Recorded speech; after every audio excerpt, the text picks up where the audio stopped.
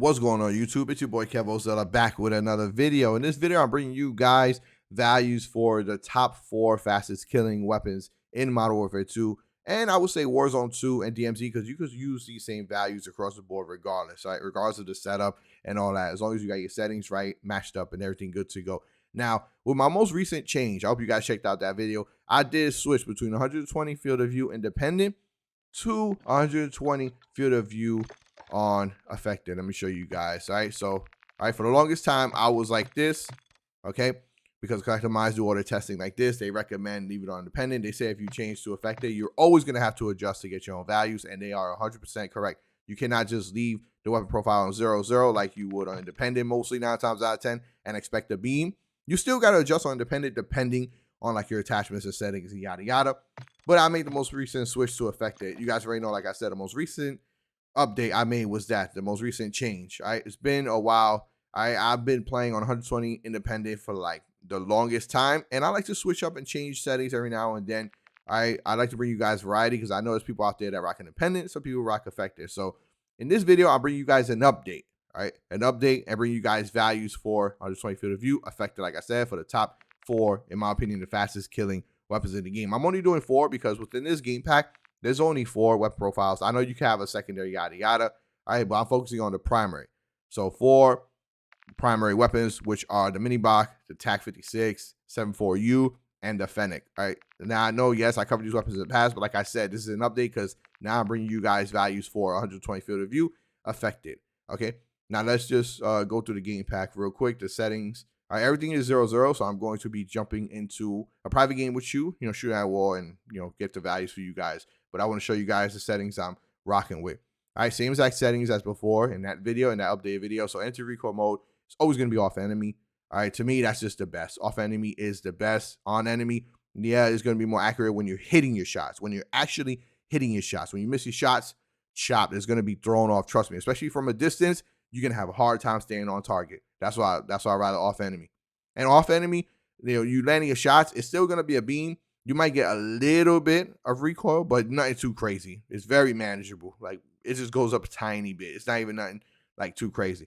Active shot mod, rotational. All right, I'm still leaving my shot mod on rotational, and my aim assist intensity is still 15. All right, I'm not decreasing. I'm not increasing it. The active aim mod is disabled. I explained in my most recent settings update video. The aim assist that I'm leaving active aim mod on disabled. Yes, your boy is no longer rocking aim assist while ADS, because it's just I've done a lot of research, tons of games, negative, positive, blah blah, test out different things, and to me, honestly, for me, my play style, I'm no longer using aim assist while ADS. All right, just my active shot mod is rotational, and that's about it. All right, I found myself honestly doing better, like, without having the sticky aim assist on, to be completely honest. And I'm sure a lot of people would agree with me. A lot of people would vouch for me, especially if you're a sweat and stuff like that. And all right, then both hair triggers, global mods is AFBRDS. That's going to stand for autofocus, block rumble, and dive sprint. I believe it's autofocus. Yeah, that's like auto hold breath. I leave that there sometimes, from time to time, just because if I like put on sniper and I'm going for like challenges and the camos, right? But that's it. Those are my anti-recoil and aim assist in game pack settings, right? So boom. All right, now let's go over the weapons and their attachments, all right? Because it's a bit different this time around. Like I said, I'm more so focusing on multiplayer, but again, it doesn't mean you can't rock these same exact setups. All right, try out my setups, guys. Trust me, you're going to have a good old time. All right, so starting with the mini Bach, first, I'm going to start from the right. The TRUE-TAC grip, rear grip, giving a sprint to fire speed and aim down sight speed. Of course, I max tuned this for aim down sight speed and sprint to fire speed. You can see in the bottom, boom. All right, if it was AR or LMG, I would be moving towards aiming idle stability. The stock is this stock right here. The Ultrazat, yep, whatever, giving us aim walking speed and sprint speed. All right, max tune for aim down sight speed and aim walking speed. Next, FSS OLE-V laser, giving us aim down sight speed, aiming stability, and sprint to fire speed. Next, the barrel is the Bach 9 279 barrel right here, giving us damage range, hip fire accuracy, bullet velocity. Max tune this for aim walking speed and damage range. Again, always staying away from recoil. Anything recoil, we don't need it. We do not need it. Trust me. The muzzle is the X10 RR40, giving us sound suppression, bullet velocity, damage range, and recoil smoothness. Tune this for max ADS speed and max bullet velocity. Next, moving towards the TAC 56, you see him, boom. Starting with the muzzle on the left side, Harbinger D20, giving a sound suppression, bullet velocity, damage range, and recoil smoothness. Tune this for max aim down sight speed and max bullet velocity.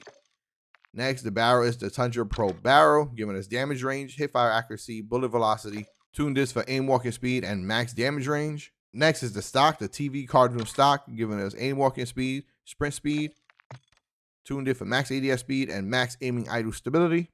Next, rear grip is the demo clean shot grip, giving us sprint to fire speed, aim down sight speed. Tuned this for max aim down sight speed and max sprint to fire speed. And last but not least, 40 round mag. I found myself doing a lot better with the 40 round mag for this weapon. This weapon hits, it melts already.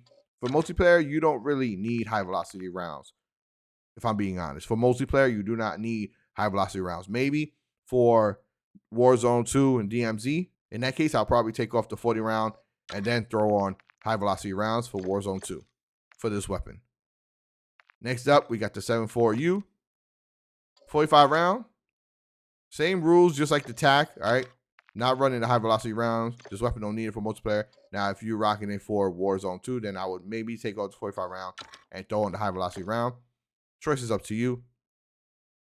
Muzzle is the Echoless 80, giving us sound suppression, bullet velocity, damage range, and recoil smoothness. Max tuned in for aim down sight speed and bullet velocity. Next is the F.P.S OLE-V laser, giving us aim down sight speed, aiming stability, and sprint to fire speed.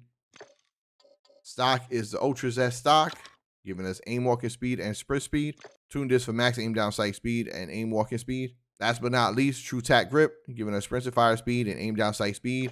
Tuned it for max aim down sight speed and max sprint to fire speed. I know the tuning between this weapon and the TAC is a bit different. They're both ARs, but the 7.4U, and everyone knows it feels almost like an SMG. Last but not least, we got the FENNEC, right? Starting with the 45 round. Best on the barrel in the game, the F.S SHARKFIN 90, giving us aiming idle stability, but I tuned it for max aim down sight speed and max aim walking speed.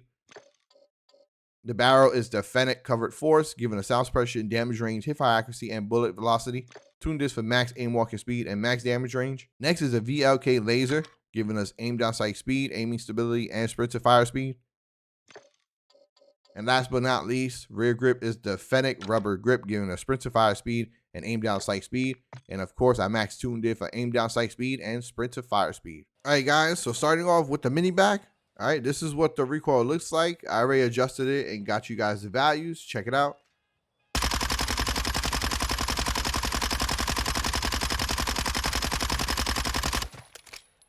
Check that out.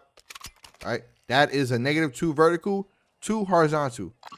-2 vertical, 2 horizontal beam. All right, guys, next we got the TAC 56 at a vertical of -3, horizontal 0. Check it out.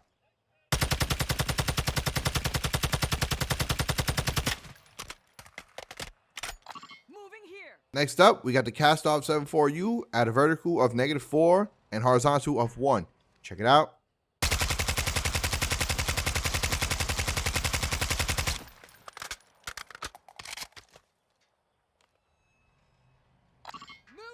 And last, but definitely not least, we have the FENNEC 45 at a vertical of -5 and horizontal of 0. Check it out.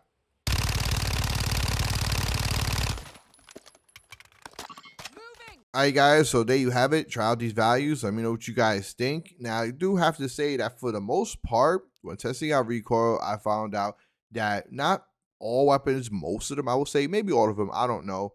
But when testing out at 120 feet of view on affected, shooting at a wall at 0, 0, 0 vertical, 0 horizontal, before making any kind of adjustments, the recoil will be pulled down, unfortunately. It's like weird, that's the way it is. Instead of normally it going up and off to the right or left or whatever have you, like on independent, it will be pulled down on affected. I don't know. That's my experience. That's what I've been experiencing. All right, so when you adjust, you're going to have to go up on a D-pad, bring the recoil up. So that means that you are going to be left with a negative vertical value most of the time. All right, you have to adjust vertically up, entering a negative value. All right, let me know what you guys think. And as always, take care, everyone. Till next time.